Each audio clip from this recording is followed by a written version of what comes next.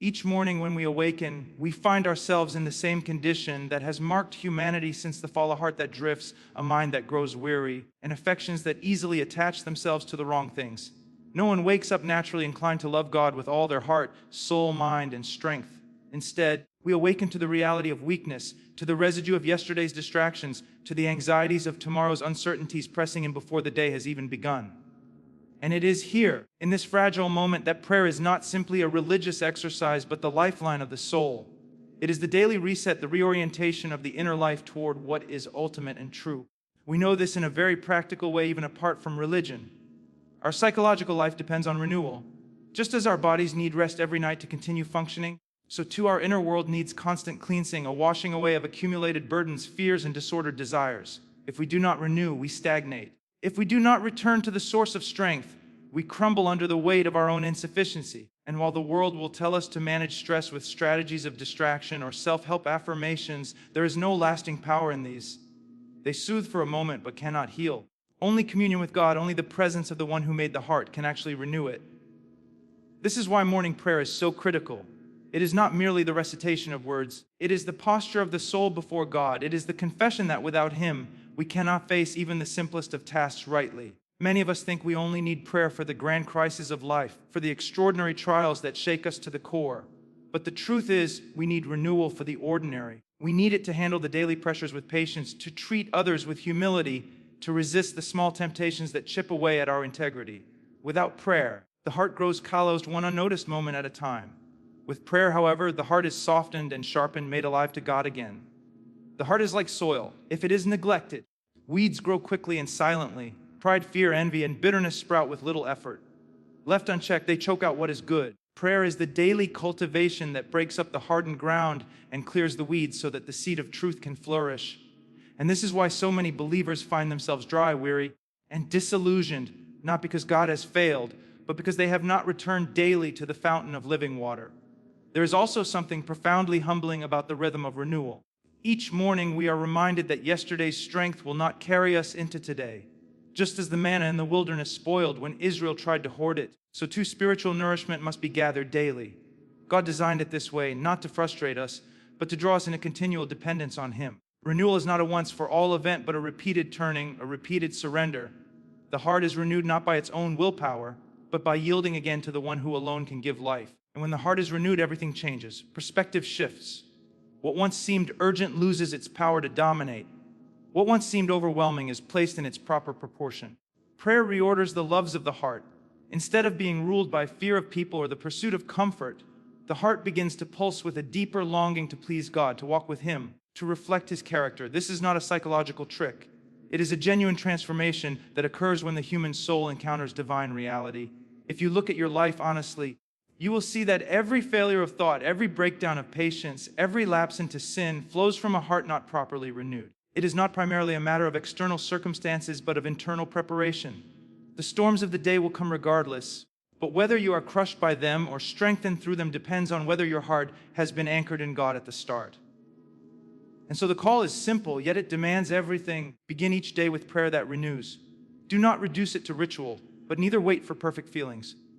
Come in honesty, acknowledging your frailty, and lift your heart to Him. It is better to stumble in weak prayer than to rush forward in self-sufficiency. Renewal is not about eloquence, but about dependence. It is about facing God before you face the world. The truth is plain: a heart that is not renewed each morning will decay by evening. A heart renewed in God, however, will carry the fragrance of His presence throughout the day. And that is the difference between drifting aimlessly and walking with purpose. So do not neglect the hour of renewal. Do not tell yourself you will manage without it. The soul cannot live on yesterday's strength, and the world cannot offer what God alone gives. Begin the day at His feet, and your heart will be made new.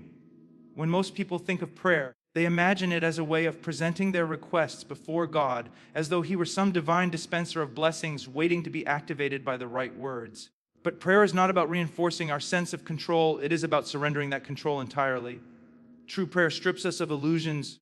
The illusion that we can manage life on our own strength, the illusion that we are sufficient, the illusion that if we plan carefully enough or work hard enough, we will be secure. Prayer, in its truest form, dismantles self-sufficiency and replaces it with humble dependence. This is not something we naturally desire. Our human pride recoils at the thought of surrender. We live in a world that constantly tells us to be strong, to believe in ourselves, to trust our own instincts. The very air we breathe is saturated with messages of self-reliance. And yet, when the storms of life come, when the weight of grief, guilt, or uncertainty presses down, we discover very quickly how fragile our so-called strength truly is. Prayer is not a crutch for the weak. It is the reality check that exposes our weakness and leads us to the only true source of strength.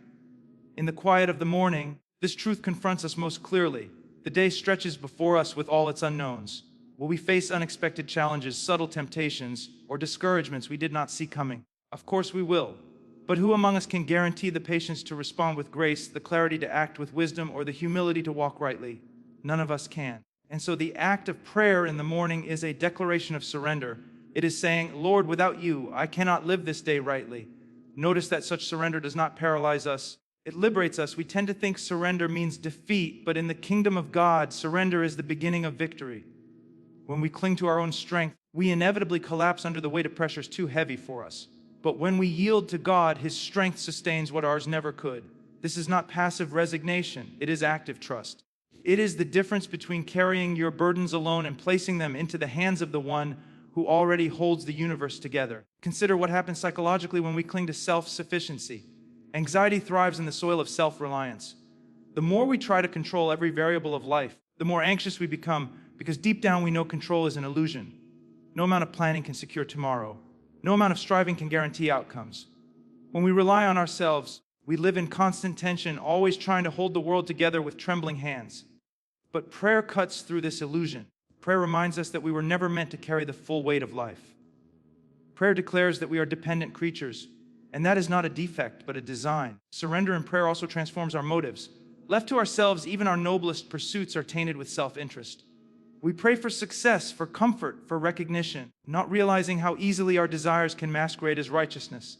But when we surrender, we begin to pray differently.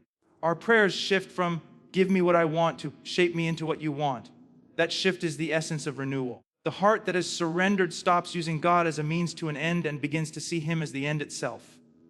There is also a philosophical depth here that must not be missed. If God is truly God, if He is infinite, all-powerful, and all-wise, then any attempt to rely on ourselves apart from Him is absurd. It is like a branch declaring independence from the tree that gives it life. Self-sufficiency is not only pride, it is delusion. And prayer exposes that delusion by forcing us into reality. It humbles us, strips us of pretense, and brings us face to face with the truth we are not enough and we were never meant to be. But far from crushing us, this truth sets us free. When you finally admit you are not enough, you open yourself to the one who is. The peace that comes from surrender is unlike anything self-reliance can offer. It is the peace of knowing that outcomes do not rest on your fragile shoulders. It is the peace of trusting that even when you stumble, He remains steady. And it is the peace of realizing that surrender is not the loss of control, but the rediscovery of who is truly in control. So every morning in prayer, you have a choice. You can cling to yourself and be crushed under the weight of the day, or you can surrender to God and find strength beyond yourself. One way leads to exhaustion, the other to renewal. One way leads to pride and eventual collapse, the other to humility and enduring peace. The reality is simple. If prayer is not surrender, it is little more than self-talk. But when prayer becomes surrender, it becomes life. A heart surrendered in prayer does not fear the day, because it no longer leans on its own strength, but rests in the strength of God.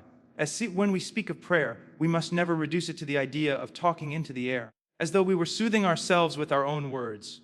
Prayer is not self-hypnosis, nor is it mere reflection. Prayer is entering into the presence of the living God, and this reality changes everything. It transforms what might otherwise be routine into something powerful, something life-altering. The human heart cannot be renewed by abstract principles alone. It is renewed by encounter, by coming face to face, not physically but spiritually, with the God who is infinitely holy, infinitely wise, infinitely loving. We underestimate what this means because we forget who God is. We are too familiar, too casual. But think of it, the God who spoke galaxies into being, the God who sustains every breath in your lungs at this very moment, the God who sees the depths of your soul without effort. That same God bends His ear to hear you when you pray.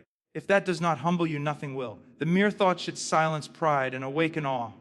And yet it is not only awe that arises in His presence, it is transformation. We do not leave God's presence the same as we entered. If you claim to have prayed yet remain unchanged, then you have not truly prayed. You may have spoken words, but you have not stood before Him, for His presence reshapes us. It exposes what is false, purifies what is corrupt, strengthens what is weak. His presence does not merely adjust our mood, it reorders our entire being. Think of how the mind works throughout the day. We are constantly bombarded with noise, information, images, pressures, desires. Left unchecked, this noise fragments us. It scatters our attention, confuses our priorities, and leaves us restless. But when we step into God's presence through prayer, the noise is quieted by a greater voice. His truth cuts through the clutter like light piercing darkness. Suddenly, the things that seemed overwhelming shrink into proportion. The things we feared are exposed as powerless. The things we craved lose their grip when compared to His surpassing worth. This is the transforming power of God's presence. It anchors us in what is ultimate. Philosophically, this matters because the human heart is always being shaped by something. We are not neutral creatures. Our desires are being molded every day by what we give our attention to. If our attention is consumed by the world, then the world will form our character. But if we continually enter God's presence, He will form us instead. That is why morning prayer is so vital. It sets the trajectory of the heart before the world has a chance to take hold. It is a preemptive shaping, a deliberate recentering on the one who alone has the right to define us. Now, think of what happens when God's presence is absent from our lives. We drift. We are like a ship without an anchor, carried wherever the current of culture or emotion pulls us. And often, we do not even realize how far we have drifted until the storm comes and we are shattered against the rocks. But those who dwell in His presence carry an anchor that holds fast. They are not immune to storms, but they are sustained through them. They do not avoid suffering, but their suffering does not destroy them. Why? Because the presence of God has reshaped them into people who stand firm. There is also something deeply personal about this. God's presence is not abstract power, it is relational. He does not simply fill the world with force like electricity flowing through wires. He comes near. He invites us to draw near. In prayer, you are not only strengthened, you are known. You are seen, you are loved in a way no human gaze can love you, and that knowledge changes you at the deepest level. To be fully seen and yet fully embraced by God. There is no therapy, no philosophy, no human affirmation that can equal this. That is why His presence is the only true place of transformation. When we talk about renewal, then we are not talking about psychological tricks or motivational slogans. We are talking about entering the presence of God each morning, so that His holiness confronts our sin. His wisdom steadies our confusion, His love heals our wounds, and His power equips us for the day. Anything less is shallow. Anything else will fail. Renewal comes only in His presence. So ask yourself when you pray, do you truly enter His presence, or do you merely go through words? Do you rush through a ritual, or do you pause long enough to be reshaped by the weight of who He is? The difference between those two approaches is the difference between empty religion and real transformation. Understand this clearly. You cannot stand before the throne of God and remain the same.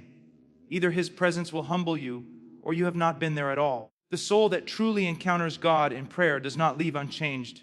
It walks into the day carrying the fragrance of His presence. If prayer truly renews the heart in the morning, then its impact cannot remain trapped in that moment alone. Renewal is not meant to be a passing spark. It is meant to set the course of an entire day. Too many treat morning prayer as if it were an isolated ritual, something checked off before the real business of life begins. But prayer that touches God cannot be boxed in. It overflows. It seeps into conversations, decisions, habits, and attitudes. It follows you into the workplace, into the classroom, into the home. It becomes the rhythm beneath everything you do. This is where many stumble. They pray earnestly in the quiet of the morning, yet by midday their hearts are heavy again, their tempers short, their minds restless. What happened? It is not that their morning prayer was insincere. The problem is that they left it behind. They treated the renewal of their heart as though it were bound to a specific hour, rather than as the fountain that must keep flowing. Morning prayer is not meant to be the end of communion with God. It is the beginning. It sets the tone, but that tone must be carried. Psychologically, this makes sense. Human beings are not creatures of isolated moments. We are creatures of patterns. One encounter, however powerful, will fade unless it is reinforced. The same is true spiritually. If you begin the day in prayer but never return to God in thought or reflection, the noise of life will drown out what was planted in the morning. The heart must be guarded and fed continuously, or else the renewal becomes stale. Philosophically, this ties into the very nature of prayer. If prayer is surrender, and if prayer is the presence of God reshaping us, then its fruit must be lived out. Otherwise, it becomes hypocrisy. To pray, "Your will be done," and then walk into the day pursuing only your own will, is to deny the very essence of prayer. The measure of a renewed heart is not how passionately you prayed in the morning, but how faithfully you walked in the afternoon. Consider how this plays out in daily life. When prayer has renewed your heart, you begin to speak differently. Words that would have been sharp or careless are tempered by grace. When tempted to complain, gratitude rises instead. When you face decisions, you weigh them not by convenience, but by faithfulness. When trials appear, instead of despairing, you remember the God you met in the morning, and His presence steadies you. This is what it means for the day itself to become an extension of prayer. It is to live as though you never left His presence. There is also an evangelistic weight to this. The world does not see you pray in the morning. They see how you act during the day. And what they see will either confirm or contradict what you claim about God. If your morning prayer is genuine, its fruit will be visible: patience when others are harsh, integrity when others compromise, peace when others panic. That quiet communion with God becomes a living testimony. And for some, it may be the only sermon they ever hear. This is why morning prayer must be more than a burst of emotion. It must produce endurance. The renewal God gives is not fragile. It is strong enough to carry you into the most ordinary and the most difficult places. But that strength shows itself only if you refuse to compartmentalize. Do not treat prayer as though it were a brief encounter with God before you return to real life. There is no such division. All of life is lived before Him. The renewal of the heart must carry into the boardroom, the kitchen, the classroom, the hospital room, the street. Prayer does not end with amen. It echoes throughout the day in how you live. And here is the crucial question: are you living each day as an extension of prayer? Or are you living as though prayer were a small ritual tucked away, disconnected from your work, your words, your choices? If it is the latter, then no matter how fervent your mornings feel, you are robbing yourself of the fruit God intends. Renewal is not about feeling alive for an hour. It is about living alive to God for the entire day. The early church fathers used to speak of unceasing prayer. They did not mean constant recitation of words, but a heart so oriented toward God that every thought and action was lifted to Him. That is the ultimate aim of morning prayer, to so awaken the heart that the whole day becomes prayerful. The business meeting becomes prayer, the meal around the table becomes prayer, even the trials and disappointments become prayer, because they are endured in His presence. If your morning prayer does not spill into your day, it has failed its purpose. But when it does, when your heart carries the fragrance of God's presence beyond the quiet hour, then every moment of the day becomes holy ground. As the proof of morning prayer is not found in the morning, but in the day that follows, live so that your every step echoes the prayer you began with.